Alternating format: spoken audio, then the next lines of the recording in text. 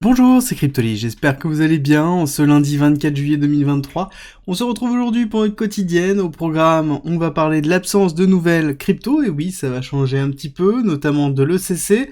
Ensuite, on va parler de la macro, dans le sens où on a beaucoup de choses qui arrivent cette semaine, donc certainement beaucoup de mouvements sur le Nasdaq SP500 et sur le marché américain qui risquent d'impacter enfin le BTC, mais pas dans le bon sens. Et on va regarder tout ça dans la partie technique, vous allez voir qu'il y a pas mal de choses qui nous attirent le regard, et ça commence tout de suite.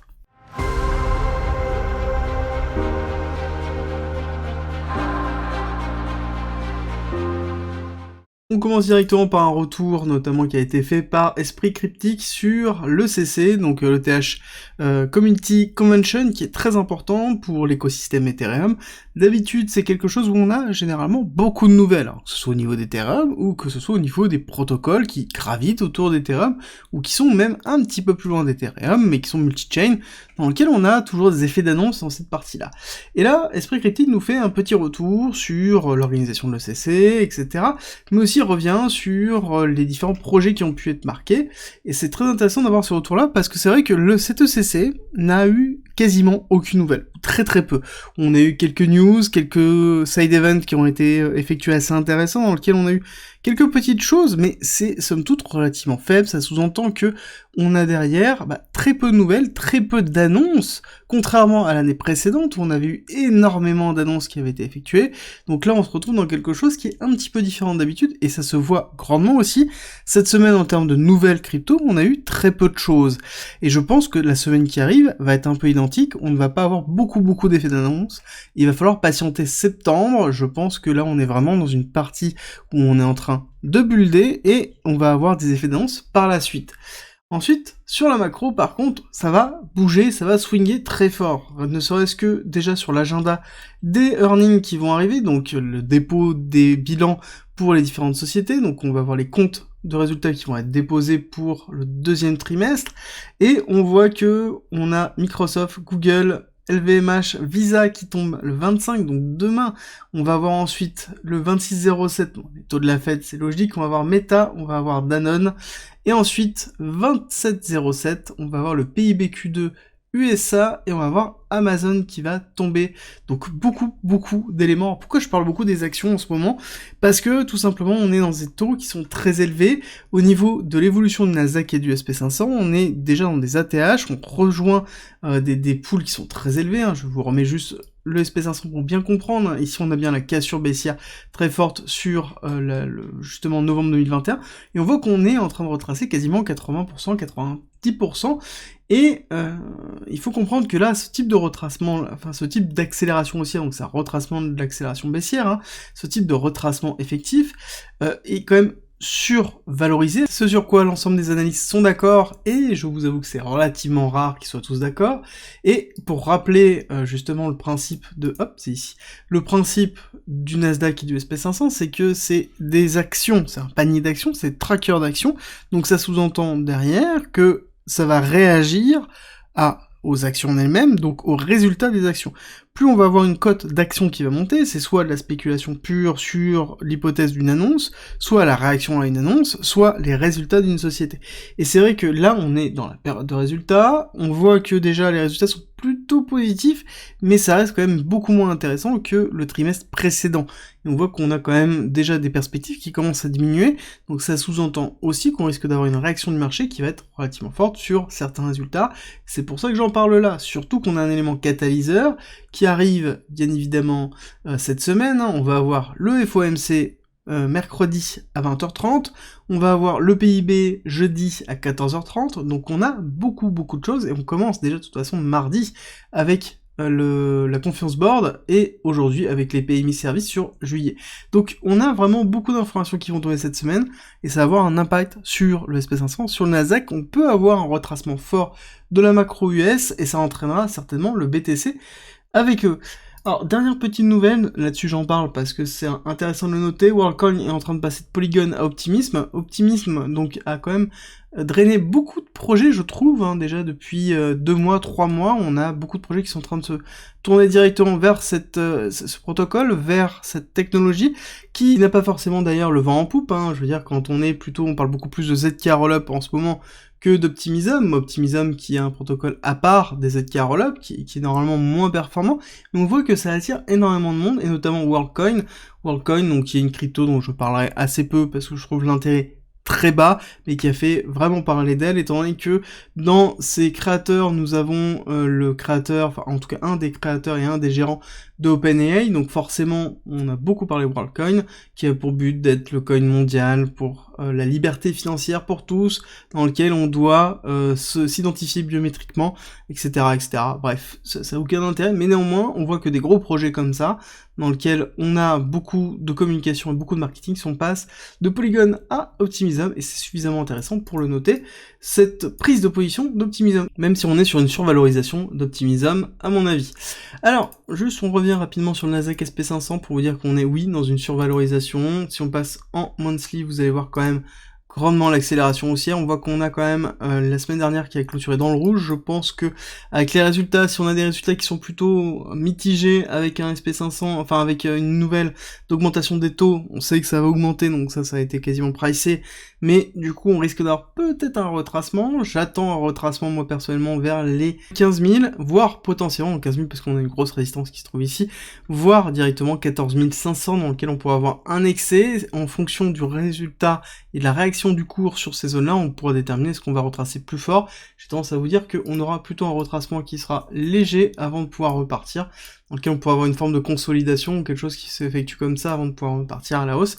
J'ai du mal actuellement à voir un Nasdaq et un SP500 qui s'enfonce retester les 12 000. Ça, j'ai du mal à l'imaginer, à savoir que on a quand même un DXY qui a retracé déjà plus de 50% de la mèche de la semaine précédente, enfin de la semaine avant la semaine précédente. Donc on a quand même ici un setup où on se dit, on serait peut-être dans une accumulation dans lequel on a un SC, ST, STB, prise de liquidité, accélération haussière, retest et accélération. Ça va falloir surveiller. Si jamais on n'a pas ici simplement une forme de retest, donc ça va être vraiment le niveau important pour pouvoir casser. D'ailleurs, je vais le noter rapidement de façon à ce qu'on puisse le retrouver lors d'une prochaine analyse. Mais si on ne casse pas en fait ce niveau-là et qu'on le tient, d'accord, donc à ce moment-là, ce sera quoi? Ce sera juste un retest bearish. Donc à ce moment, on aura quelque chose qui se fera de cette façon-là, et on s'enfonce. Et là, c'est plutôt une bonne nouvelle, avec direction les 90 qu'on a déjà en tête. Par contre, si on casse ici, là, ça veut dire qu'on pourrait très bien faire un retest, et ensuite repartir avec un break, et donc ici, on est bien sur une accumulation, et donc on partirait assez haut, on irait retester très facilement les 112, 120, et ce qui serait pas forcément bon signe pour l'ensemble de l'économie mondiale. Ça sous-entendrait qu'on aurait encore une crise de confiance très forte sur l'économie générale, et donc on aurait une survalorisation du dollar, à savoir qu'on a quand même un poids très fort qui est effectué par les BRICS actuellement, et donc ça sous-entendrait une tension très forte entre les USA et les BRICS, bien plus que maintenant, et ce serait pas forcément très bon signe.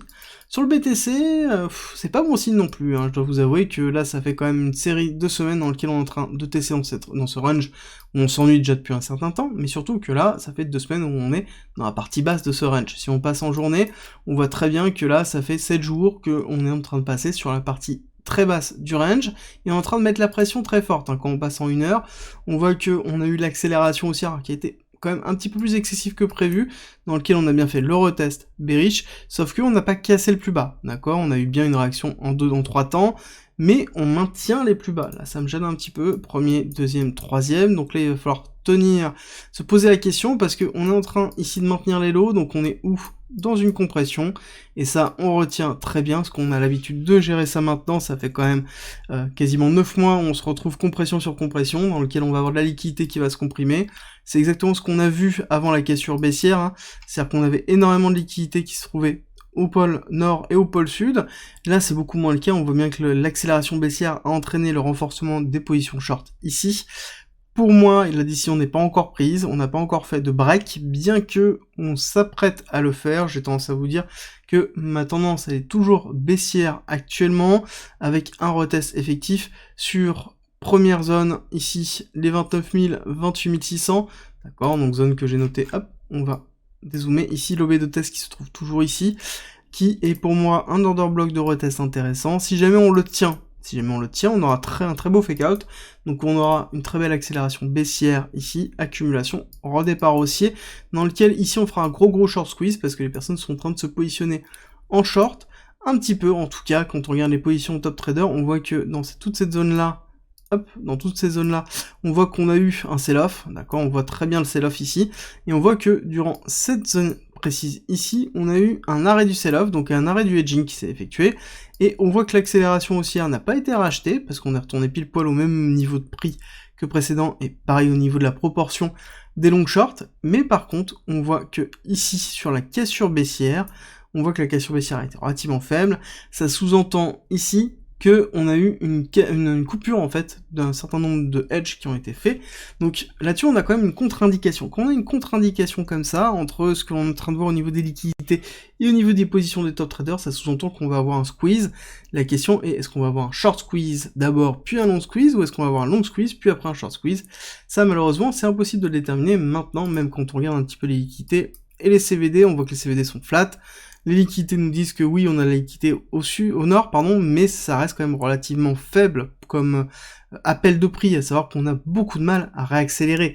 On voit au niveau du prix, pour rappel, que depuis qu'on a fait cette cassure baissière, donc depuis qu'on a fait cette accélération haussière le 13 juillet, donc c'était il y a 10 jours, on est quand même dans une pattern qui est relativement baissière, alors que historiquement, on faisait des allers-retours qui étaient assez normés, c'est-à-dire que quand on regarde ici, accélération haussière, on était sur 6 jours, accélération haussière sur 6 jours, bon, voilà, la dernière déjà était un petit peu plus longue, on est resté déjà un petit peu plus longtemps plus bas, 7 jours, là ça fait 10 jours, donc quelle est la probabilité d'avoir une réaccélération haussière suffisamment forte pour refaire un retest du haut du range? Je pense qu'elle est relativement faible, et il faut pas, pour moi, l'oublier. Donc pour moi, premier objet OB de retest ici, 28 800, deuxième, ça va être 26 500, en fonction de la réaction au niveau de l'OB retest.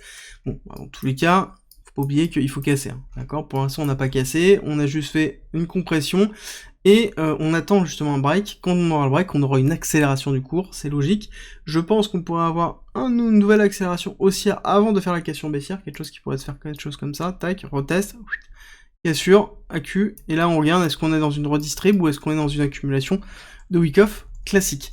Alors, ceci étant dit, on se pose aussi la question, est-ce que c'est un mouvement qui est pur BTC, ici, cette oscillation baissière, ou est-ce que c'est porté par le reste aussi? Donc on va regarder le total 2, donc qui exclut le BTC, donc qui garde Ethereum sur BTC, on voit qu'on a quelque chose qui est beaucoup moins ranging, et qui est beaucoup plus construit, en tout cas à la hausse, dans lequel on est allé chercher les liquidités supérieures de cette zone de travail de ranging, mais on n'a pas clôturé au-dessus, en tout cas on n'a pas consolidé au-dessus. J'aurais bien aimé avoir quelque chose qui se fasse comme ça, et qu'on consolide là comme ça, donc à ce moment-là on aurait eu un signe d'une accélération haussière, là c'est pas le cas, on va avoir une respiration, à savoir qu'on a laissé pas mal de liquidités dans cette zone-là, donc il est possible d'aller retester les 529, pour moi, ici.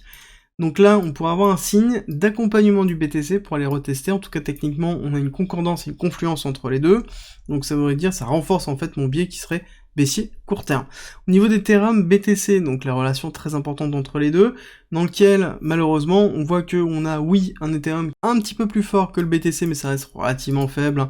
On voit qu'on est, oui, dans une petite accélération, mais cette accélération n'est pas suffisante. Et ça se ressent aussi quand on regarde le total 2. Dans le total 2, on voit qu'on a un fléchissement ici du RSI. Donc on a un momentum qui est à la baisse, ce qui n'est pas forcément positif. D'ailleurs, au niveau du BTC, on le remarque aussi ici, le RSI est en train de retitiller en daily les 50, ce n'est pas positif. Là, on va avoir potentiellement un signe de sell-off au niveau du momentum qui est en train de se faire. C'est pour ça que mon biais reste baissier court terme, dans lequel on pourra avoir une accélération baissière avant d'accélérer à la hausse. Il faut de toute façon, en tous les cas, avoir une respiration. Pour rappel, au niveau de ce type de cours et ce type d'actifs, on a toujours tendance à avoir des respirations pour pouvoir récupérer la liquidité et repartir à la hausse. Quand on voit qu'on a ici un essoufflement des acheteurs et un essoufflement de la vente, et qu'on est en train quand même d'avoir ici un renforcement des positions baissières, ça sous-entend là qu'on a besoin d'avoir un prix plus attrayant pour avoir de nouveaux acheteurs, pour renforcer en fait des positions sur les acheteurs existants, pour repartir à la hausse.